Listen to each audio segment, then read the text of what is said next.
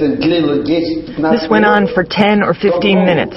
Then the floor automatically opened up, the bodies fell into the wagons, and they were transported to the fire. There had been special railway tracks laid for this purpose.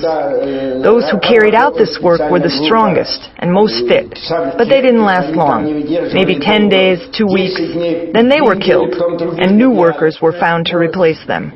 At least 1680 now.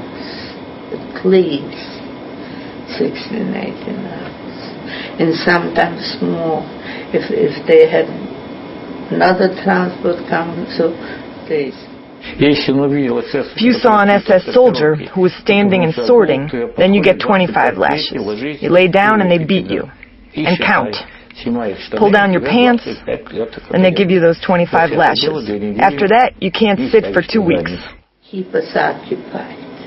That now I realize that why they did it to us.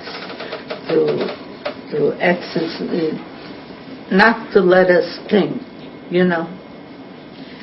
And then later on, during the winter,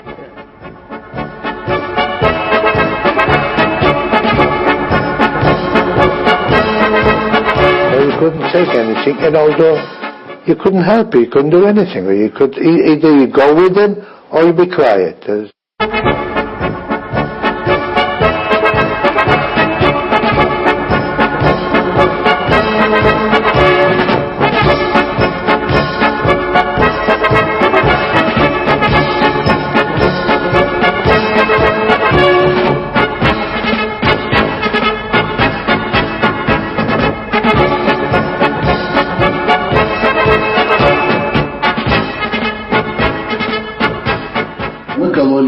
Дрова, то есть пни раскалывали.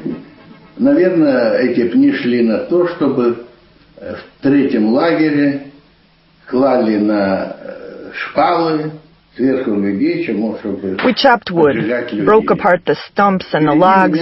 Probably these logs were used in the third camp to start the fire. Then on them the dead bodies, then they'd light the fire. В очках. Он, наверное, был слеповат основательно. In front of me stood a Dutchman. He was a young guy, wore glasses. There's no way he could break apart those logs. He could barely pick up the axe. Frenzel noticed this.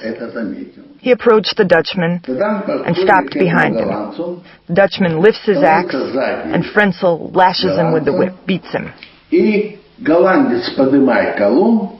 In general, he used to like to whip people. He'd whistle some catchy tune while he did it. And mind you, he didn't miss a beat. That's how he beat the Dutchman. I was a new guy in the camp. It was my third or fourth day.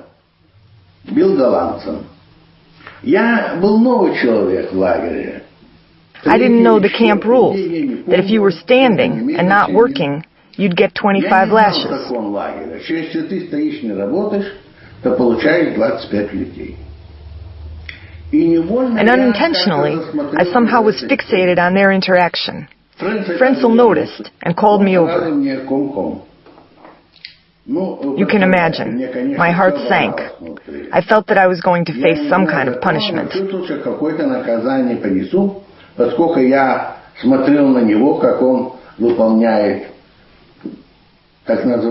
I approached him.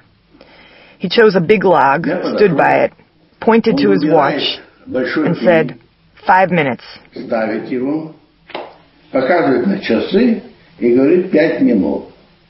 If you chop it up, a pack of cigarettes are yours. If you don't, 25 lashes.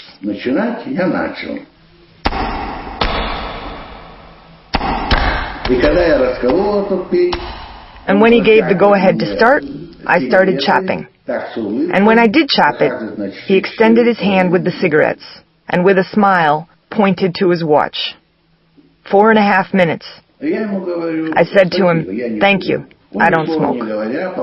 He, not saying a word, turned and walked away. I continued working.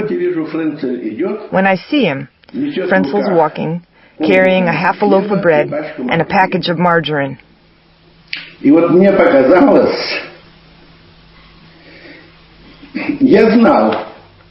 I knew where he took that bread from.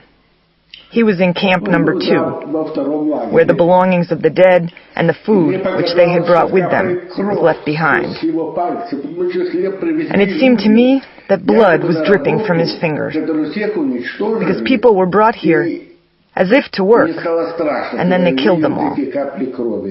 I felt frightened, terrible, when I saw those drops of blood. I said to him, "Thank you. What I get here is absolutely enough for me."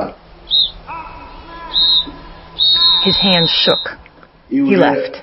And already that evening, in the barracks, the women who worked sorting belongings said that Frenzel, when he brought the bread and the margarine back, threw it and said, "The Russian soldier is full." I understood perfectly well that we needed to organize the escape in the course of the coming week, before the snow fell, where we could hide in the forest. When it got dark, Leon Fengelder came to see me. Only later, I learned that he was the head of the underground committee. We sat in the yard on pieces of wood. First he warned me that I might be followed. "Why follow me?" I answered calmly. "I don't have any plans to do anything." Leon was quiet for a bit. Then he said, "It's hard to escape from here. Basically impossible. Each section is surrounded with barbed wire fencing 3 meters high. Beyond